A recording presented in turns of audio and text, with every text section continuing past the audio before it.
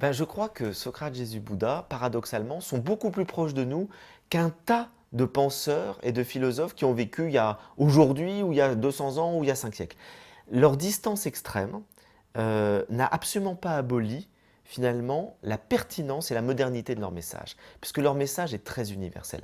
Et sur un point déjà essentiel, c'est que Socrate, Jésus et Bouddha ont joué un rôle déterminant dans l'émancipation de l'individu et dans le fait que l'individu pouvait exister, avait une autonomie au-delà du groupe, au-delà de la tradition. Ils ont libéré l'individu de la tradition. On le voit très nettement chez le Bouddha qui a complètement aboli le système des castes et qui a prôné finalement une quête spirituelle personnelle en montrant que chaque individu pouvait atteindre l'éveil, pouvait atteindre une libération en se mettant en route et peu importe sa condition sociale, sa caste. En faisant ça, il a jeté un coup mortel à la tradition hindoue de son époque, qui d'ailleurs s'est bien vengée ensuite. Il y a eu vraiment des querelles très profondes entre les castes des brahmanes qui perdaient le pouvoir et puis le message du Bouddha. Jésus en est mort.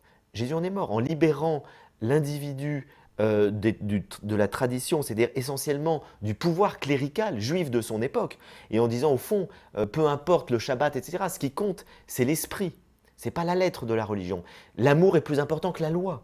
Il a profondément libéré l'individu en montrant que tous les individus, qu'ils soient juifs ou non juifs, sont appelés par Dieu, sont tous enfants de Dieu, et sont appelés par Dieu à mener un cheminement, une quête spirituelle personnelle. Et Socrate a montré lui aussi que ce qui comptait, c'était que chaque être humain pouvait, par l'exercice de la raison, atteindre à la sagesse. C'est ça la philosophie. Et donc, il est aussi sorti, même si on pourrait discuter à l'infini, parce qu'effectivement, il est encore pris dans certaines contingences de son époque, mais de manière fondamentale, tout le monde, riche, pauvre, homme, femme, peut philosopher et atteindre la sagesse. Et donc, c'est une émancipation, d'une certaine manière, de l'individu par rapport au groupe et à la tradition. Et ces trois personnages se sont concentrés donc sur l'idée d'une quête spirituelle personnelle. Et ils ont créé une révolution à leur époque. Ce qui fait qu'ils ont joué même un rôle pour Socrate et pour Jésus déterminant dans l'avènement de la modernité occidentale. Puisque à partir de la Renaissance et des Lumières, on s'est appuyé sur la raison grecque, sur la philosophie, sur l'esprit critique pour émanciper les sociétés du poids des institutions religieuses qui bloquaient le spirituel du temporel et qui maintenaient l'individu dans une certaine infantilisation. Et puis, on s'est réappuyé sur les évangiles, sur le message révolutionnaire des évangiles que l'Église avait complètement oublié, voire elle s'était retournée contre les évangiles en pratiquant l'inquisition pendant 5 siècles et finalement remettant l'individu sous sa coupe, ce que Jésus avait émancipé. Donc on s'aperçoit qu'ils sont extrêmement modernes et ont joué un rôle dans l'avènement de notre modernité. Et redécouvrir ces trois personnages, et là je fais aussi une petite parenthèse, c'est aussi pour ça que je n'ai pas parlé de Moïse, de Mohammed ou de Confucius, qui sont des grands maîtres spirituels, mais qui ont toujours lié l'individu dans une collectivité, dans une communauté, dans un groupe, dans un peuple. Alors que les personnages dont je parle, Socrate, Jésus, Bouddha, l'ont libéré de la tutelle du groupe et l'ont émancipé. C'est ce qui fait, à mon avis, leur plus grande modernité. Donc là-dessus, je dirais qu'ils sont en phase totale avec notre époque où on est à la recherche d'une quête spirituelle personnelle. C'est l'individu qui cherche effectivement quel est le sens de sa vie. C'est la grande question de notre époque parce qu'on est sorti des grandes idéologies religieuses, on est sorti des grandes idéologies politiques et on est, j'espère, en train de sortir de l'idéologie économique de la consommation. Et là, il y a un espace de sens qui se libère où chacun se demande mais pourquoi je vis? Pourquoi je suis sur Terre? Et on cherche des réponses personnelles au-delà de celles qui nous sont fournies historiquement par les groupes.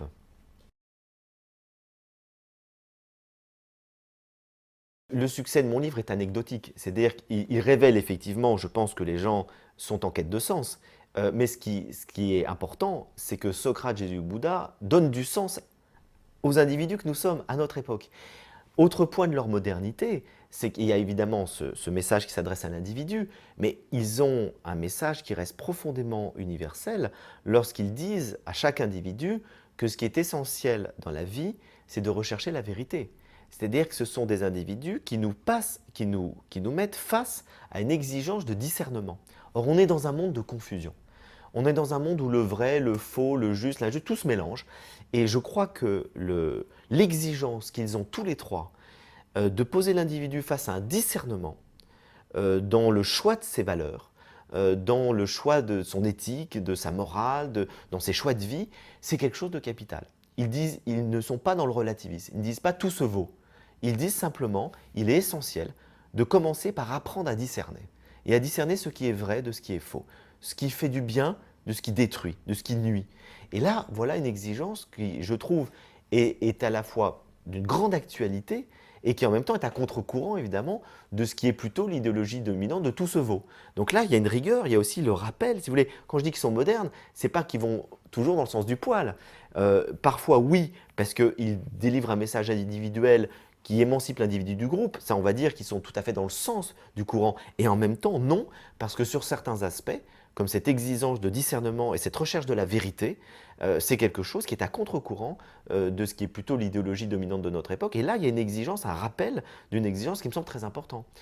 Ils ont aussi un aspect extrêmement moderne et actuel par le fait qu'ils prônent une égalité complète de tous les êtres humains. C'est-à-dire que pour eux, il n'y a pas de différence entre les êtres humains. Et donc, ils rappellent que peu importe notre condition sociale, peu importe qu'on soit homme, femme, de telle culture, ils sont dans une sorte de mondialisation au bon sens du terme. C'est-à-dire, ils disent au fond, quelle que soit la culture, quel que soit l'espace où on est né, quel que soit notre milieu, on a tous, chaque être humain est égal en dignité. Donc tous les êtres sont d'égale dignité et en même temps, chaque être humain est capable d'atteindre un but spirituel élevé. Et ça, c'est aussi quelque chose que je trouve très moderne, très actuel et qui fait du bien à entendre par rapport à certains messages qui sont aujourd'hui encore élitistes, racistes. Ils sont vraiment dans une vision universaliste au grand sens du terme.